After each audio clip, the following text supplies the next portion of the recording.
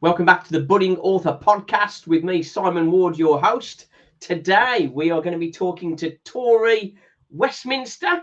She specialises in psychological thrillers. That sounds very, very scary. Author of The Host, and got some book signings coming up 25th of July. So exciting times for you, Tori. Yes, we do have some very exciting things going on. Thank you for having me here, Simon. Oh, it's great, isn't it? The so psychological thrillers. Have you got a very twisted mind, or are you very imaginative? That's the Well, I'm not as scary as I sound. Some people wonder if I'm a scary kind of a person, but I think it's just the way I process the world that is around me. the. So, how many thrillers have you written now? So I have published just the one. Just the one. I have written all 4 of the series that this is the first of. I am editing them as I go, and I'm hoping to release the second one this summer. Oh, that's good. What was your inspiration for these? Is there any particular films that you enjoyed? I don't actually watch a lot of scary films. It's not content that I watch a lot of or read a lot of, except for author friends and people who ask me to kind of read for them. Yeah. But this was inspired by a very interesting, I don't know about interesting. Some people find it an interesting part of my life. I have chronic illness and very serious chronic pain issues. And there was one portion of my life where I was in bed in very severe pain that was not manageable by the medication that my doctors prescribed for me. And I was stuck in bed for about 6 weeks. And I couldn't get out of bed. I couldn't move. I couldn't have lights on. I couldn't watch television. I couldn't read books. I was just in immense amounts of pain and stuck in bed for 6 weeks. And the only relief from that pain was to think about things other than the pain that I was in. Yeah. So I created stories just to distract from that pain. And what I ended up with was this 4-part series of books. And it wasn't until after I published the book that I connected the fact that the characters in my book were trapped. And I was also trapped in a room. And I hadn't realized that I had done that until long afterwards. In a weird kind of way, it was good research for your books then, to go through all that pain. It must have been terrible for you, obviously, for it giving you good inspiration for your books.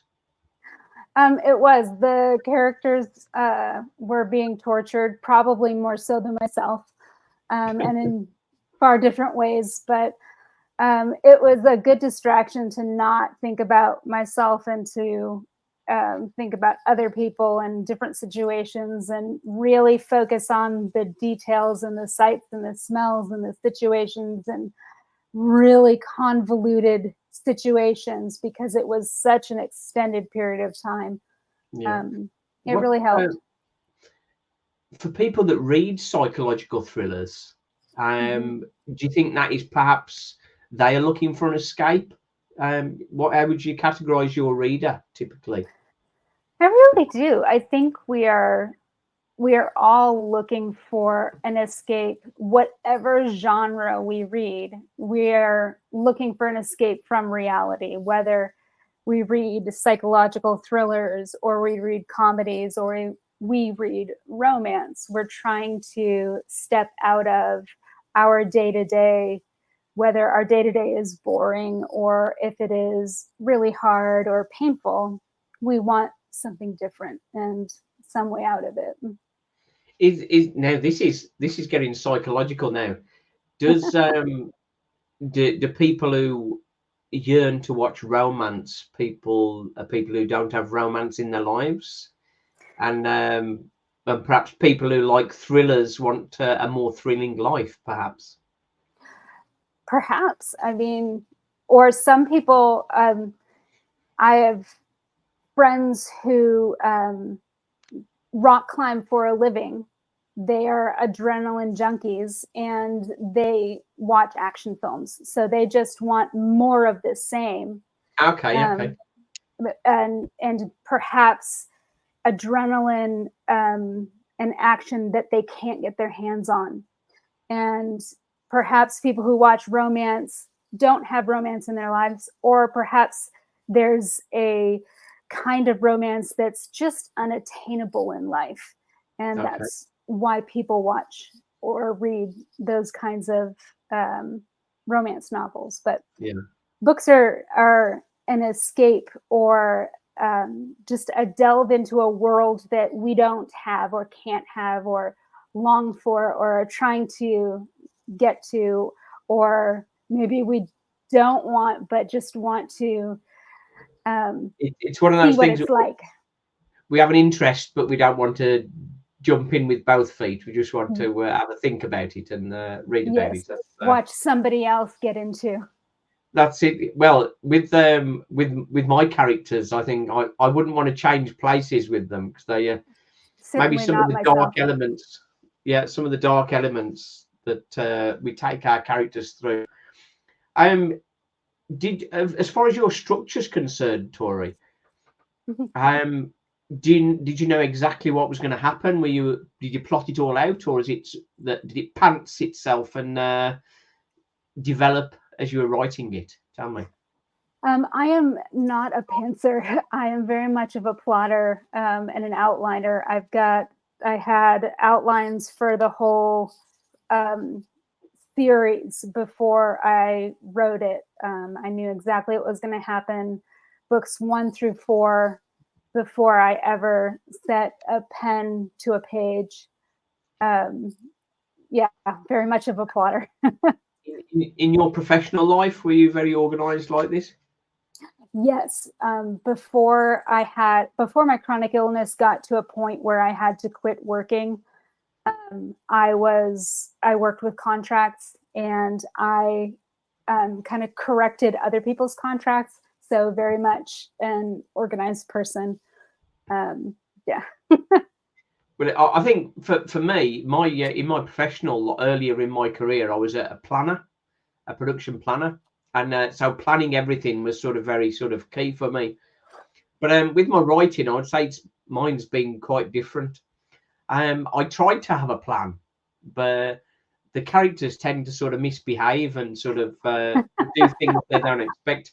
In my first novel, Finding Love in 2045, I had a particular scenario that was playing out, and then this devious thing just kicked into my head. It was like, well, how about if that is not the case? And then we had a big spin and a twist, and I loved it. I love the twist. Twists. Do you plan your twists, or do they plan you? I think both are the case. I have planned twists, but I have had to do a couple of rewrites because something has happened that in my mind I've realized, oh no, this is better, or this has to happen, and it changes everything from book 1 to book 4. So I have to work it in all the way through. And it's a lot of work to rewrite 4 books and weave something in all the way through, but it's worth it when it makes that much of a difference. And I think when you have a twist that makes a difference in 4 books, it's really that juicy, and it's worth all the effort. I was going to say that must be quite torturous when you've planned 4 books and you have to reassess and change. As far as the writing process itself, we know that marketing is probably everybody's biggest challenge. But as far as the writing itself, what do you find the most difficult? Oh, the most difficult. I don't know. I think maybe keeping consistent word count, because at the moment I've got, of the 4 books, I've got different word counts between them, and I would really like for all 4 to be around about the same length. Yeah, and that's a struggle for me. So right now I'm trying to adjust to make sure that they're the same. Do you have any problems with timeline? That's sometimes one of my biggest editing challenges is timelines, sort of keeping everything connected. When you sort of jump in between different scenes, keeping the timeline sort of consistent and that sort of thing. I keep my writing pretty linear as far as timelines go, because that would get really confusing for me. I can't jump back and forth. That just wouldn't work for me. People who do multiple timelines, I have to bow to them. Well, I think I've not sort of gone too deep down that rabbit hole, but we have certain when things are happening concurrently in different zones and that sort of thing. So that's somewhat of a challenge. Next thought is deleting scenes, deleting things. How have you coped with that? Because I don't cope with that very well at all, because as I'm writing it, it's like that is integral to the story. What I'm doing at the moment is I'm writing a script for Awoken in 2046, turning it into, got a film producer sort of showing an interest. So Nice. I know with that, I think we're looking for about 90 pages of script, and at the moment I'm about 150. So I'm going to have to cut out a lot of scenes, which is it's quite heart-wrenching to be chopping scenes about. You, by your expression, it looks like you would struggle with that. I have struggled with that, and particularly right before I published The Host, I cut a couple of really large scenes. I'm generally really good at cutting, and people will send me things and go, I need this many words cut, and I'll just kind of chop it up. But I cut 2 very large scenes because I realized that it just wasn't integral to the plot, and it wasn't moving things forward, even though I loved it. But then you realize that, hey, I said something there, and then I reference it later, and it doesn't make sense when you cut it out. And then I reference something that doesn't exist anymore, and you have to really read for detail to make sure that everything makes sense. It's very hard, and it's frustrating. And yeah, I think that there's one character I love in Awoken, and she's a side character, but has her own journey as well. But I'm pretty much need to take all her scenes out, and so people have to read the whole book, don't they, to sort of find out what happens. And so that's a big challenge for me. I think that's a big challenge. Crushing. I think if I've been told that if I send it to the film producer with more than 90 pages, he'll throw it right back at me. So that's so hard. Yeah, that's a tough old route. So as far as editing is concerned, how did you follow the editing route? What did you do? Can you say that one more time? How do you, the editing side of your work? Is that something you've done yourself, or have you sent that to a professional editor? So I sent my draft to a developmental editor, and I really loved that experience. She really cut it up and showed me kind of where the plot needed some more consistency, and how she really helped me get it more professional, from kind of a amateurish book to this is streamlined, this is ready to publish, it's beautiful now. And she's been my biggest cheerleader. I love her. And then I did a lot more editing myself. And really the plot changed so much after I talked to her. It's a completely new book since I saw her. And then I did send it to a copy editor, and there really wasn't a ton that had to be done after that, because I'd gone through it so many times. But I think I will, on the next one, I'll send it back for a developmental edit. But I've done so much copy editing myself that I don't need to send it for a copy edit again. Yeah, I think with it can be a very expensive game, can't it, to going through the editing route like that.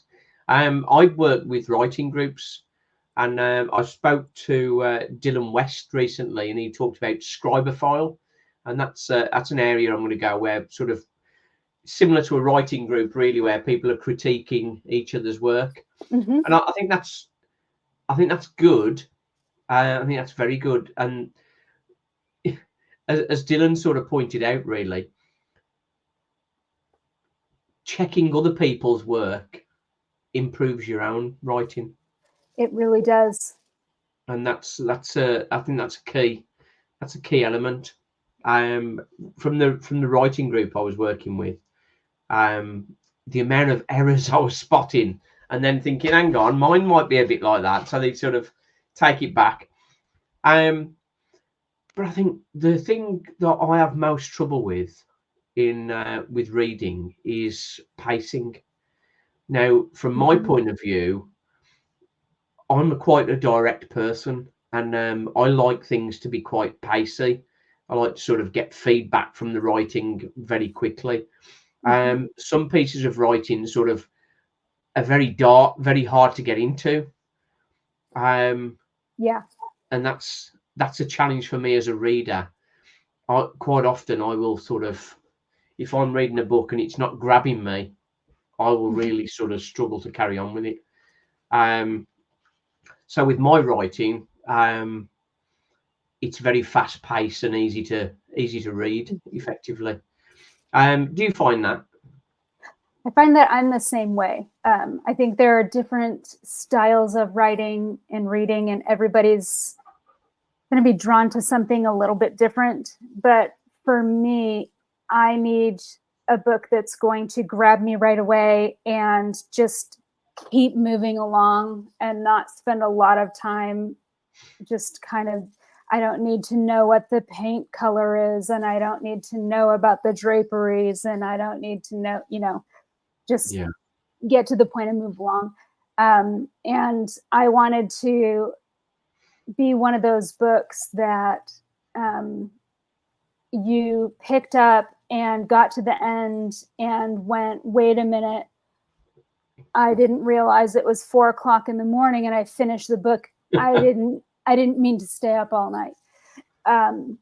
And so I started off at such a pace that it felt like I wanted it to feel like a snowball rolling down the hill. Yeah. And that's the feedback that I got from most of the people. In fact, I had, with chronic illness, I have a physical therapist, and he saw my book on the shelf and got a copy. And he texted me that he was late to work because he had stayed up all night reading over the weekend, and he was like, I was up at 3 a.m. and now I was late to work on Monday. I was like, that's perfect. And he goes, I know I haven't gotten to the climax yet because of where it is and how it's going. I'm not at the good part yet. So that's how I wanted it to be, and that's the feedback that I've been getting. Yeah, I've had some readers say that they've sort of read it from just without stopping all the way through. Obviously, if another 3,000 or 4,000 people read it, that would be much better. But but it's a great compliment, isn't it, that someone can do that? Yeah. Just read it straight through. I struggle with reading generally. I'll only normally read 2 or 3 pages in most books, and then that'll be it. I'll be sort of closing down, sort of thing. Mm-hmm. But get the right kind of book, and it just sort of flows into you, isn't it? Mm-hmm. Ben Elton is one particular that I've sort of enjoyed, and James Patterson as well, and the Reacher guy. What's his name? Jack Reacher. Jack Reacher guy. Yeah, what's his Mm-hmm. name now? The writer. I forgot his name. I'm getting old now. Well, and what's his name now? Jack Reacher guy. Jack Reacher's the character, but I Yeah, know that's what you it. mean. Well, everybody listening knows. But part sort of whilst I'm complimenting him, and I'm still trying to think of his name. When I read another one of the Jack Reacher series, it was like, this is the same book. So formulaic, and same as with James Patterson. They're great books, but it's the same story almost. And I struggle with that. Because I want to read a new story each time. And how are you with that? Do you like books to follow a formula and stick to that formula, or do you like it to sort of jump around and surprise you? My preference is to not have a formula, and excuse me, my voice. I struggle with that a great deal, and part of my struggle is that there is a formula to writing. You know, you have to have a beginning, you have to have a middle, you have to have an end. There has to be a climax, there has to be a resolution. There is a formula to writing. So some of it is unavoidable. You can't, leave your reader hanging to an extent. But I don't want to just read the same plot, plug in different names, or plug in a different setting. That's really boring, and that's not what I want to read. Yeah, and I think with James Patterson, I don't think it's James Patterson writing them anymore. I think it's just it's not. He sets it up and somebody else writes it for him. Ghost writing sort of game. But how do we, as sort of more independent authors, how do we get our voice heard? How do we get our books out there? That's the biggest challenge for me as well. I'm struggling with that as well. That's part of why with our book signing right now, we've got 4 authors, and we're getting together and supporting one another, and doing a book signing with the 4 of us all at one time. And we're doing it. Yeah, we are the Thriller Sisters. We're all in the Dallas area, in Dallas, Texas, in the US. And we're going to a bookstore that supports independent authors. And we're going to do a book signing. They also have food and beverages that they sell at the bookstore, which is kind of a fun new thing that they're doing there as well. So people can mingle, have food, buy books, and sign. But I think what's fun is that we're not competing against one another, that we're supporting each other, and that's something kind of new in the community. Yeah. I love that about the women that I'm there with.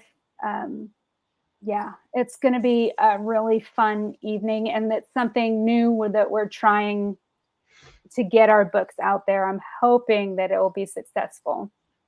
It can be quite a lonely life, can't it, being an author? So so it's quite unique that you sort of getting together in that format. That's really good. Writing groups, of course, writing groups can be a good way of connecting, but then can you be truly objective when you know someone next month is reading yours? How do you mean? I have a writing group, and I feel like we're objective. Why? I think it must jump in there somewhere. My writing group was called the Shark Tank because I wanted people to show their teeth. That's great. But I think they did to a point. I did, of course, but I can't do anything but. I'm sort of like that. But I think some people are holding back. When way back when I first did my books, the sexual content was too graphic, and nobody told me.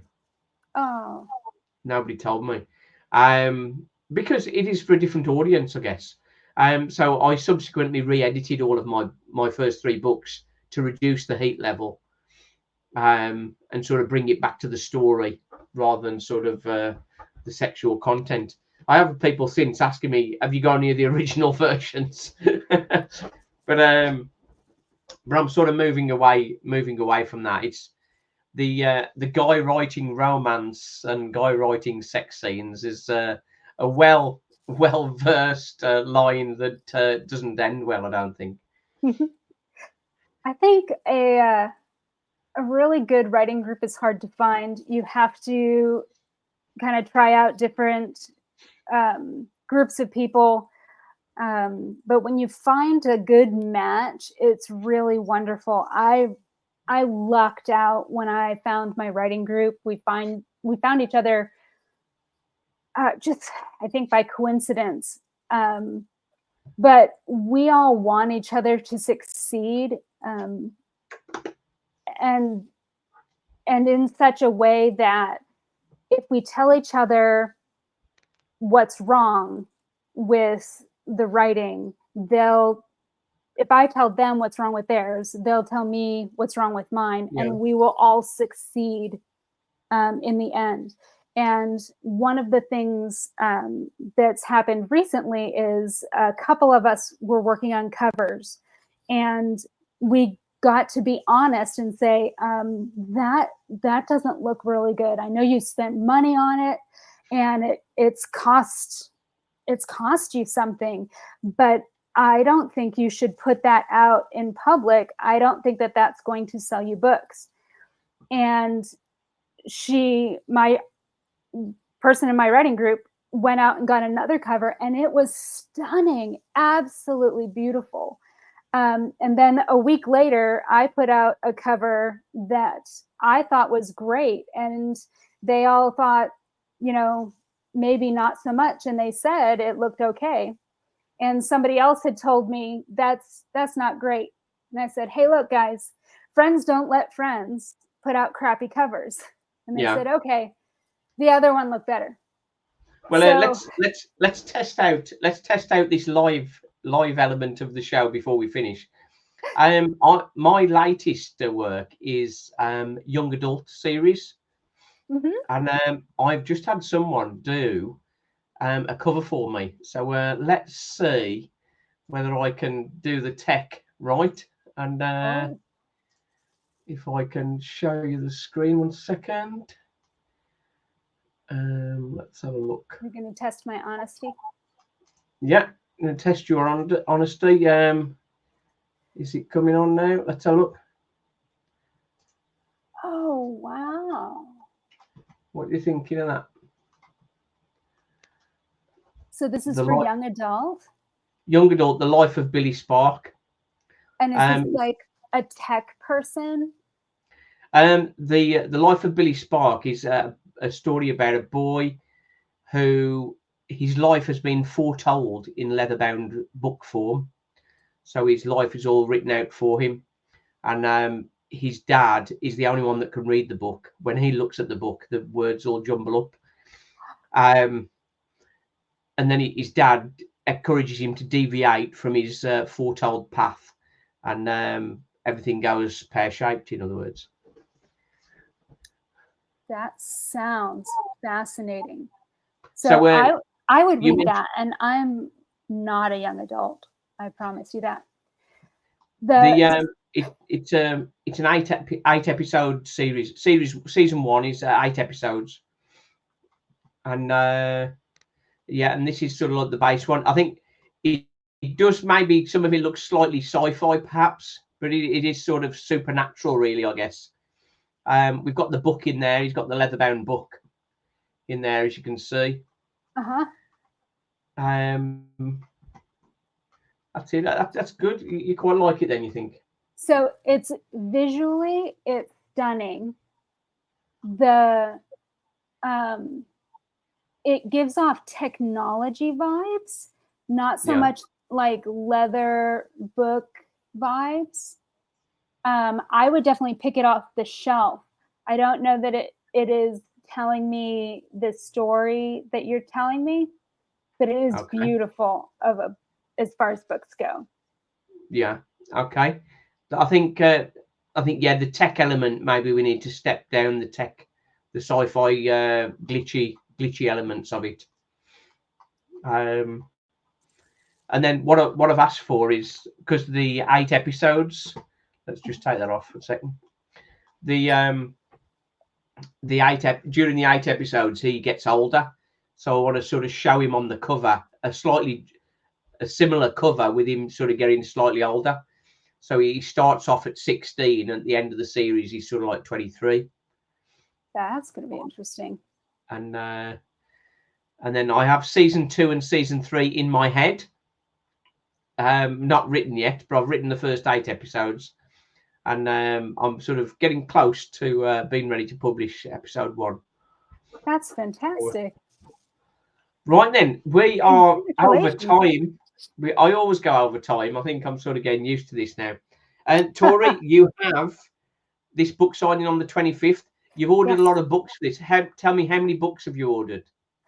I have 60 paperback and 30 hardback. That's confidence. I like it. Well, last time I had a book run, I ordered about 10 books. I think that's. But I have a library tour coming up, so I'll need to get some books on order for that one. Do you think the higher the pile, the more likely people will buy, you think? Well, I'm hoping to do another signing in Austin similar to this one, and excuse me, I'm losing my voice. Most of the people I sell books to order signed copies directly from me. So it's just order them all at once anyway. And I was running out of books in the first place. I was just out. That sounds like you're doing very well. Sounds like you're doing very well. Right then, we shall sign off here. I'll say we are over time a little bit. We've got to talk to you again now, Tori. I'm loving the journey that you're on. Oh, and, thank you. We wishing you well and all that. I'm so glad to be here. Thank you for having me. It's been great. The Budding Author Podcast, as we're on TikTok under Simon Ward Stories, obviously here on YouTube and on the podcast. So like, comment, subscribe and all that jazz. Right then, thanks for watching. Cheers. Bye-bye.